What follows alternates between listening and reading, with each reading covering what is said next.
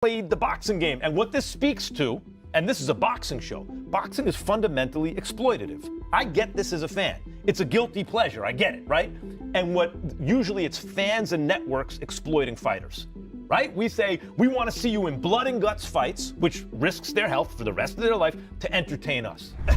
But here's what's crazy to me about a fight like that. And I remember, you know, when I'm a little kid, Sugar Ray Leonard wins the gold medal, and then you blink, he's fighting Benitez for the title, then he's fighting Durant twice, then he's fighting Hearns. It didn't take 100 years to make the fight. But what's wild about something like this is a real super fight, and I said this on the broadcast for Crawford and Canelo, can't be promoted into existence. Right. What a real super fight is, the dust settles in an era, and there are two dudes left standing. There's Ali, there's Frazier, there's Leonard, there's Hagler, there's Mayweather, there's Pacquiao. That's a super fight, right? There's Crawford, there's Canelo. Those are two big fighters of the era. This type of fight, this could easily be at the end of an era, because Teo might be a dude left standing and Shakur could be the dude left standing, right? I agree. Are you training to do something to not just beat Shakur, but to beat him in grand fashion? When I say grand fashion, I mean going for the knockout. Well, I think that the whole thing is the Bible of boxing really is that if you look for the knockout, you won't get it. You know, I think really it's just all about setting the good pace early in the beginning rounds and then going from there. We have going for us when a person underestimates you. That's lovely. And that ain't the only thing he's underestimating. So we're good. Max Kellerman explains that this matchup will not be simple, calling it a risky challenge for Shakur and a real measure of his boxing skills. It's an aesthetically pleasing fight. We've seen the way Teo goes against some of these boxers. We've seen Shakur in some bad fights, obviously. Although Shakur looks pretty damn good against Williams Zepeda. Teo's not a pressure guy. He likes to counterpunch. Two counterpunchers, really. Yes, it is not like, but there are some fights, guys. I think about Pernell Whitaker and Buddy McGirt, or Sugar Ray Leonard and Wilfred Benitez. I love the high-speed chess match. Not every fight has to be rock'em sock'em robots, right? That is, I agree with you. Aesthetically, there could be problems because someone has to take the lead, and they're both counterpunchers. But Chris, Teo has some angles with his feet that might bother a guy like Shakur. That's exactly what I was thinking. Like, he has great angles with the feet. He moves greater in the ring. And combination fighter, to me, combinations is the best. Teofimo stays confident and believes the fight will be an eye-opener for Shakur Stevenson when they finally face each other. Number one, my mandatory, and he didn't. He was too hesitant, trying to commit to punches. So I think that it's just something that's going to be a rude awakening for Shakur. Hey, Doug, you hear that? He said the Bible of boxing. What else is called the Bible of boxing? Ring Magazine. And he's a two-division Ring Magazine champ. Great ambassador for those championship belts as well. Yep, absolutely. I'm very big on those things. You know, I claimed 2 weight divisions, 2 Ring Magazine belts in. Shakur's trainer, Jack, says their training stayed mostly the same, but they made smarter adjustments to better prepare for this fight. Trying a few new little things, you know what I'm saying? But other than that, it's basically the same thing we've been doing. We changed the strategy, but no camp is never exactly the same. So yeah, it's just like always. Like, we may try a little bit of this, a little bit of that, but it's mainly the same things.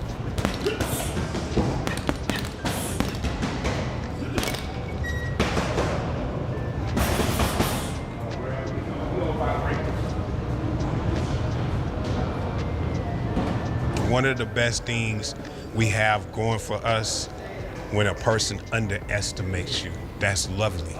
And that ain't the only thing he's underestimating. So we're good.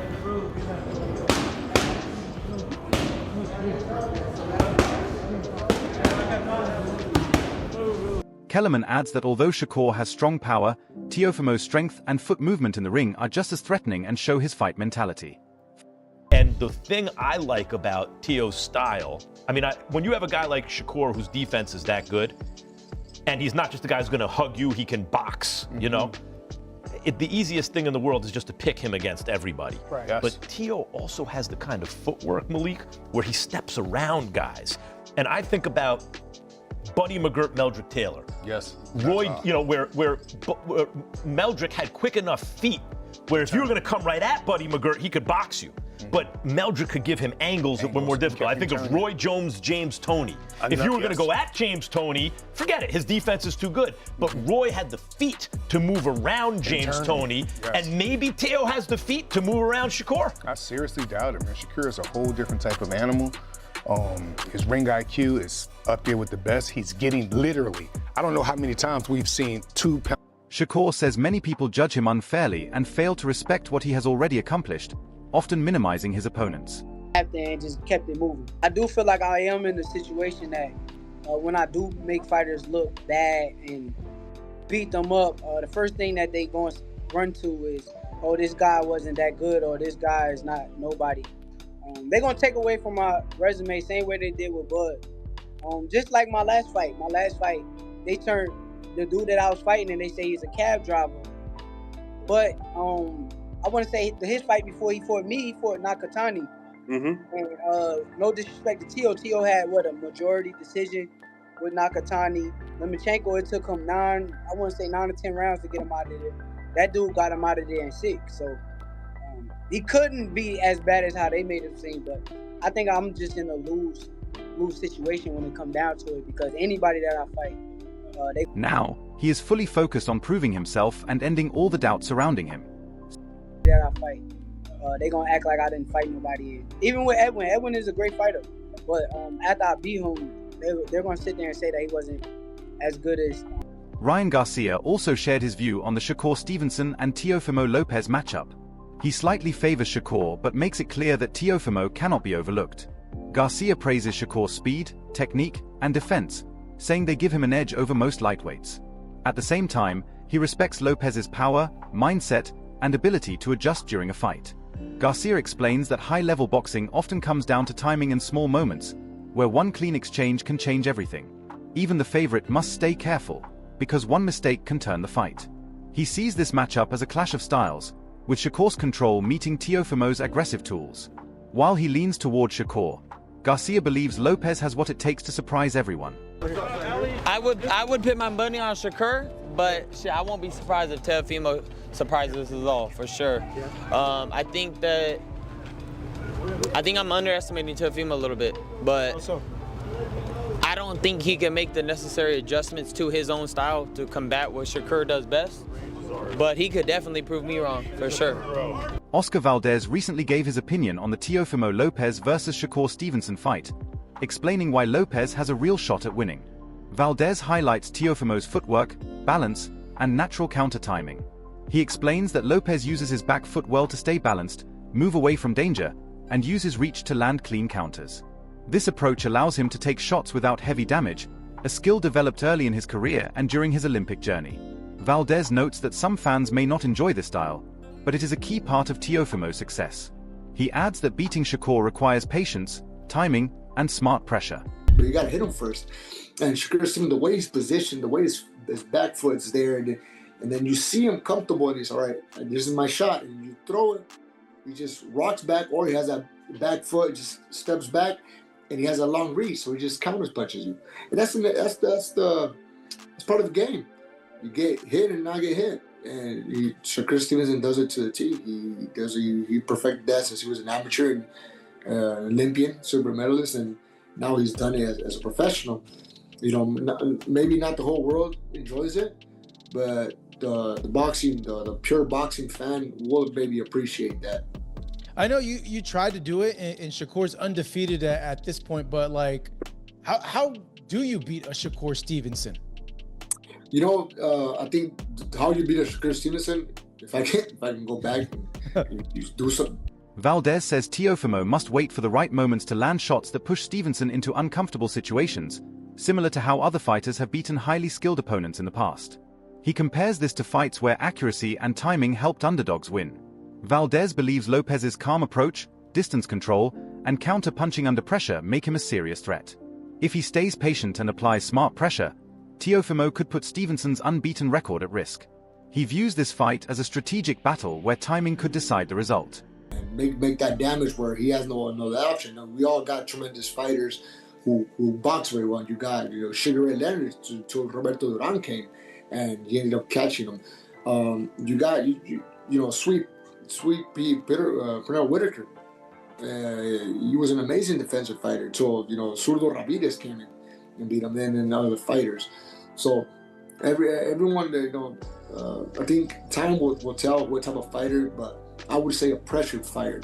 Maybe someone like Pitbull, we know Pitbull has had some losses with guys who are even less defensive fighters than Shakur Stevenson. Rayo Venezuela and then Gervonta Davis, and then this controversy. Zach Moses shared his honest take on the Shakur Stevenson versus Teofimo Lopez fight, saying he expects Stevenson to control most of the bout. He points to Shakur's speed, technique, and ring awareness as major advantages. Moses explains that Stevenson's ability to manage space, read opponents, and punish mistakes makes him very difficult to beat. While he respects Teofimo's power and determination, he believes Shakur's calm mindset and experience will limit Lopez's chances. He references past fights to show how Stevenson has handled aggressive styles before. In a massive fight against Teofimo, Madison Square Garden next week. How do you see that playing out? I see him beating the shit out of Teofimo. I see Teo I don't want to really say too much, but I see Teo coming to do what he do, and I see Shakur coming to do what he do, and I just see Shakur doing whatever he want, and any type of way he want it, that's how it's gonna be. And next week is a big week, and I can't wait for bro to show everybody, for real. You said beat the shit out of him. Do you think he's gonna stop Teofimo Lopez? Do you think if he wants to, he can? I mean, he act crazy, I think he can. That's all I'm gonna say. He act crazy, I think he can. Last one. Obviously, with that fight in the horizon, you want to be involved in big fights like that going down, that New York, New Jersey rivalry. Is that something that inspires you when you see Shakur doing this at the highest level? I mean, for sure. Antonio Tarver also broke down the fight and explained what Lopez must do to win. Tarver says Shakur is at his best when he controls distance, angles, and keeps the fight in the center of the ring. When Stevenson holds that position, it is hard for Lopez to find openings. However, if Lopez can push him backward or trap him near the ropes, chances begin to appear. Lopez's fast combinations and ability to throw both hands make him dangerous in close range. Tarver adds that conditioning and mental focus are critical. That fight sort of in the middle, you gotta favor Shakur, but if he's on the back foot, if he's on the ropes, that's going to give Teofimo a lot of opportunities. And what makes Teofimo, I believe, dangerous in this fight, he throws both hands in succession. He's a combination type puncher, and that always serves well if you got a real slick defensive fighter in there. If Shakur can show us a little bit of that, what he had in his last fight, a lot of that work in the center of the ring, it's going to be an exciting fight. I think you got to favor the guy who's in the best condition, not only physically, but mentally. I think, these guys are going to have to lock in, and they can't let, that intricate, you got to have your personal life in order. You know what I'm saying? Leading up to a fight this big, that's going to be the key. Both fighters must be in top physical shape and fully focused, because mistakes at this level can be costly. While most factors favor Stevenson, Lopez can make the fight tougher by applying pressure at the right times. By keeping Stevenson alert for counters, Lopez can disrupt his rhythm and create openings. Lopez's stamina could also play a role if the fight goes into the later rounds. Tarver reminds fans that Teofimo has performed well before when doubted, pointing to past fights against elite opponents. If Lopez combines power, accuracy, and toughness, he can seriously challenge Stevenson, making this fight a true test of skill and will. Both possess? Yeah, smart money would be on the boxer, Shakur Stevenson, winning the decision. But, if Lopez can make this fight, a lot tougher than expected, and he's going to have to exchange with Shakur. He's a fast fighter. We don't know who's the quickest or fastest here. You have to give the speed edge to Shakur. But if Lopez can punch with this fast guy, make him a little bit cautious and a little bit leery of what's coming back, that serves him well. But Teofimo is one of the best conditioned fighters out there. If this fight goes late, you can expect him to be pushing forward round 9, 10, and 11 if it goes late. Yeah, a big question is always what Teo is going to show up. And when everyone's counted out Teo, it's actually been the times where he's upset people, against Lomachenko or against Josh Taylor, fights. Wade Plemons breaks down the matchup by calling Stevenson a defensive standout and one of the smartest fighters in the ring. He explains that Shakur's ability to turn defense into offense sets him apart. Stevenson reads punches, anticipates movement, and turns pressure into scoring chances. Plemons notes that Shakur does not rely on taking damage or throwing non-stop punches. Unlike pressure fighters, Lopez may need to use his intelligence while still moving forward. He suggests that if Lopez can force Stevenson to lead, It may test how well Shakur controls the fight offensively. Lopez's ability to switch between styles could help him adjust. A professor of the sweet science, you may say. And it's not like Teofimo has a William Zepeda-esque style. He's not just going to be front foot, volume punching, eat punches to give punches. That's not how he's going to fight. He is going to try to go boxing IQ for boxing IQ with Shakur, but I assume do it more on an offensive front foot pace than trying to goad Shakur to walk to him. I mean, it might be the best option for Teofimo if he could get Shakur to be front foot and offensive because of maybe the deficiencies Shakur has on the front foot. We haven't really seen him be a dominant front foot control center fighter. But this is why I'm hoping, again, knock on wood, we don't get like a defensive standoff where we're both feinting and no one wants to take the lead foot and both guys want to play counterpuncher. I think that Teo can do both better than Shakur can do both. I think Shakur is probably the better defensive to offensive fighter. I think Teo could probably switch. Clemens also explains how difficult that task will be. Stevenson's defense and smooth transitions make him very hard to break down. Lopez will need to draw Shakur into vulnerable moments, which requires perfect timing and patience. One small mistake could allow Stevenson to take control again. In the end, this fight shapes up as a tactical contest between two elite fighters.